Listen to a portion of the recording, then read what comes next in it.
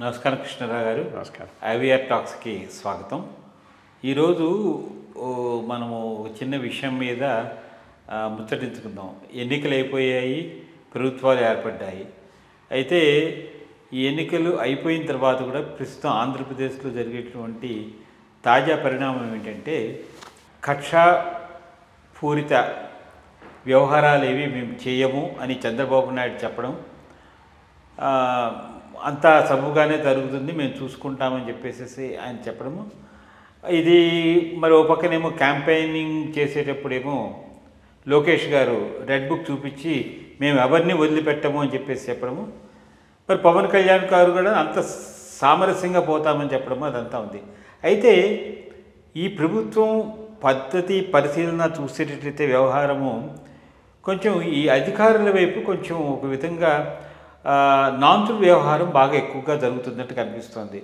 ఇప్పుడు నిన్న మొన్న మనము సోషల్ మీడియా ట్రాల్ ద్వారా మనం చూసేది ఏంటంటే చాలామంది అంటే మోర్ దాన్ 15-16 ఐపీఎస్ ఆఫీసర్స్ని ఇదివరకు మీరు రిపోర్ట్ చేయకపోయినా పర్వాలేదని అన్నారు. ఇప్పుడు మటుకు కంపల్సరీగా వచ్చి అంటే పోలీస్ స్టేషన్లో మామూలుగా ఎవరైనా ఒక నేరస్తుడు వచ్చాడంటే పొద్దున్నే వచ్చి సైన్ చేసి మళ్ళీ వెళ్ళి అట్లాగే వీళ్ళని మార్నింగ్ 10 o'clock వచ్చి ఆఫీసులో రిపోర్ట్ చేసి మళ్ళీ అయ్యేదాకా ఉండి అక్కడే ఉండమని చెప్పి, అంటే ఒక ఐపీఎస్ అంటే జాతీయ పరీక్షలలో మంచి ఇది రాసి సెలెక్ట్ ప్రతిభ కలిగినటువంటి ఆఫీసర్లకి ఇటువంటి పనిష్మెంట్ ఇవ్వడం వాళ్ళకి పోస్టింగ్లు ఇవ్వలేదు, ఏమి లేదు, ఏం చేస్తారనేది కూడా తెలియదు.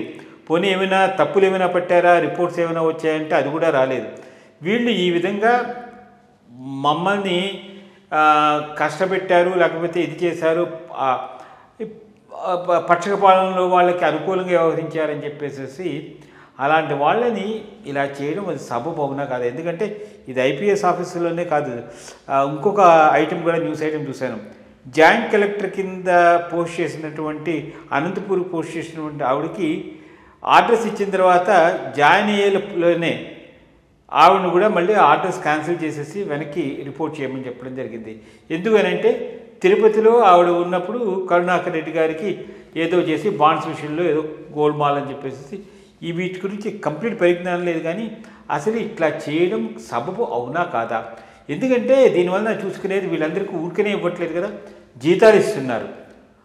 ఆల్మోస్ట్ 3 నెలలు అయింది అధికారంలోకి వచ్చి. మరి ఈ 3 నెలల ప్రజాధనాన్ని ఈ విధంగా దుర్వినియోగం చేయడం మంచిది అవునా కాదా? ఎందుకంటే వీళ్ళు ఆఫీసర్ల చేత పని చేయించుకుని ఆ పని సక్రమంగా జరుగుతుందో లేదో చూసుకుని బేరీజ్ వేసుకోవచ్చు.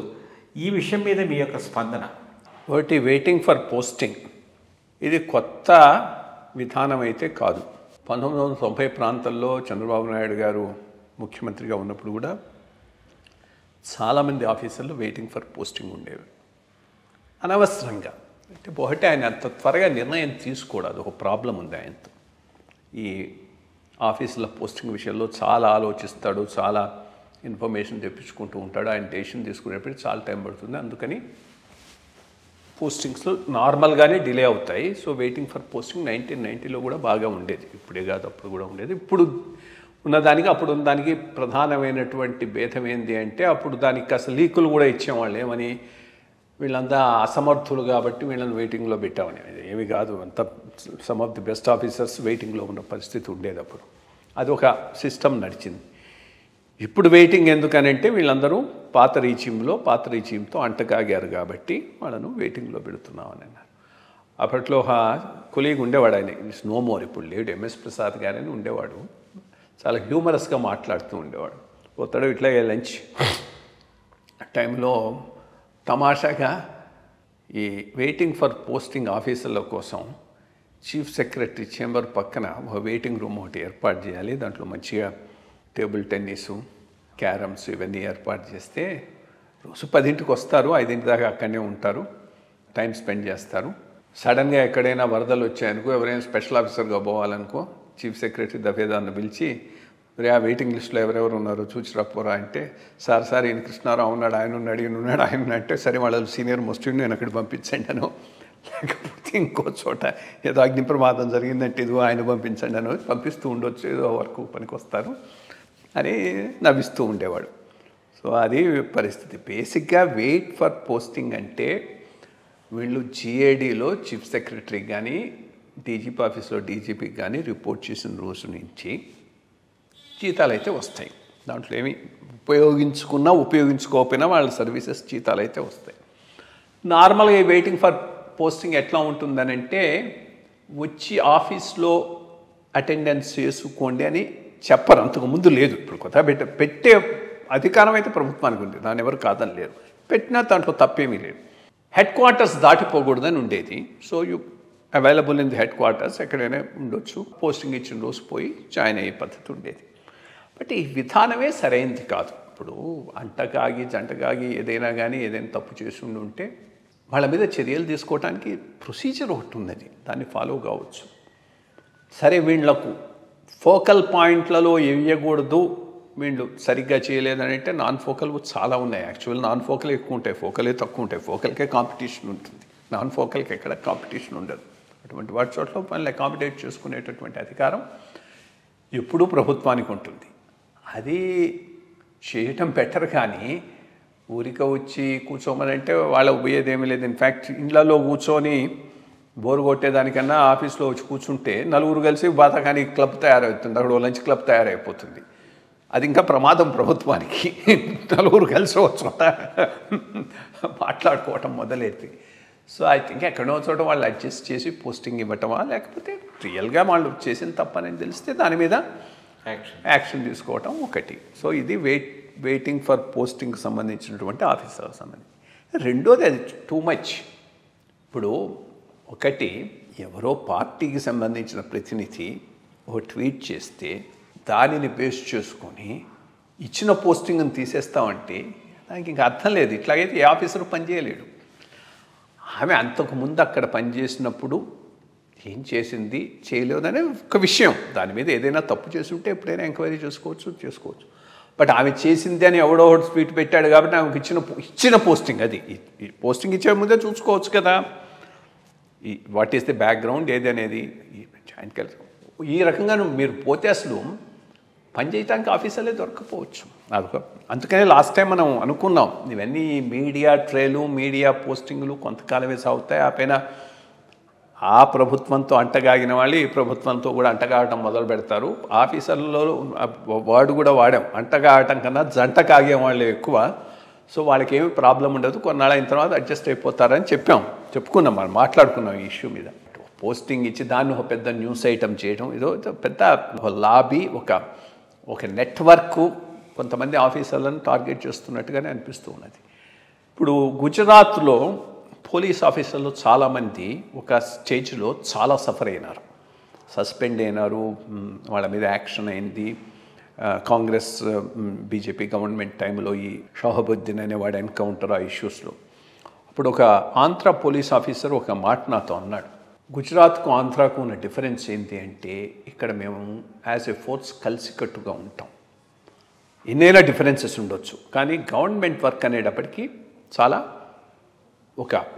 ఒకళ్ళనొకళ్ళను కాపాడుకుంటూ ముందుకు పోతామని చెప్పాడు. అందుకనే మనకి ఆ గుజరాత్ లాంటి పరిస్థితి ఆంధ్రాలో లేదు. ఆఫీసర్స్ టార్గెట్ కారు, ఇష్యూస్ ఏమైనా ఉండనివ్వు, ఈ ఎక్స్ట్రీమిస్ట్ ఇష్యూస్, వాటిలో చాలా ఇష్యూస్లో అవుట్ ఆఫ్ ది వైపు పోయి వర్క్ చేయాల్సి ఉంటుంది. కానీ ఎవరు కూడా దానివల్ల నష్టపోయే వాళ్ళు ఎవరు మన ఏపీ క్యాడర్లో లేరు అని ఆ రోజు ఒక పోలీస్ ఆఫీసర్ నాతో చేసిన రిమార్క్. మరి ఈరోజు ఆ పరిస్థితి పూర్తిగా భిన్నమైందా? ఆఫీసర్లు అటు ఇటు అంటగాగటం మొదలుపెట్టారు, జంటగాగటం పోయి. సో ఇప్పుడు అటు టార్గెట్ అవుతారు, ఇటు టార్గెట్ అవుతారు. అట్లాంటి పరిస్థితి వస్తే ఇది అన్ఫార్చునేట్ సిచ్యుయేషన్. ఆఫీసర్లు చేసిన విధానం వాళ్ళ పరిధులను దాటి వ్యవహరించటం సరైనది కాదు అనేది మనం ఇక్కడ చాలా రోజులు చాలా తడవలు మాట్లాడుకోవడం జరిగింది. అది ఫ్యాక్ట్ కూడా.